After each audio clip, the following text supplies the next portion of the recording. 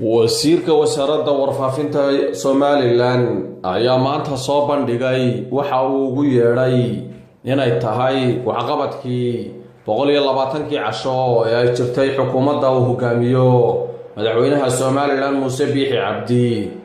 wasiirka lagu magacaabo Guri Barwaaqo ayaa waxa uu sheegay inuu ku soo koobayo buuggaasi waxyaabo aanu afka ugu dhufan.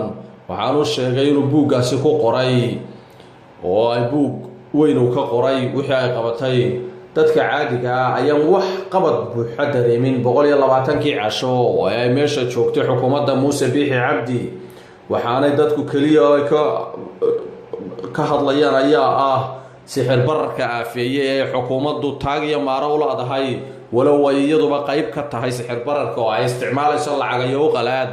haddana waxaa la sheegayaa inaan marka la isbarbar dhigo dowladdii Axmed Maxamed Maxamuud Siilaanyo ee 2010 qabsatay waddankaasi Somaliland iyo dowladda Muuse Biixi Cabdi aanay isu dhaweyn marka la eego 120 casho oo tii Siilaanyo ay qabatay baa la leeyahay wax la taaban karo. hase yeeshee ta Muuse Biixi Cabdi aan iminka la cadayn karin wax rasmi ah oo la taaban karo ama ay dhamaystirtayba oo xadhiga laga jaray.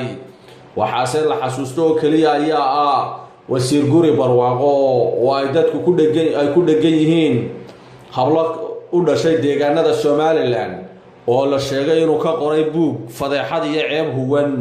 Muuse Biixi iyo xukuumaddiisuna ilaa haatan aanay waxba ka qabanin ayaa maantana soo bandhigay buug kale oo uu ku ammaanayo dowladda uu wasiirka ka yahay ee Muuse Biixi Cabdi kuna sheegayo inay wax qabatay walow aanay ku raacsanayn dadka caadiga ah ee deegaamadaasi ka soo jeeda.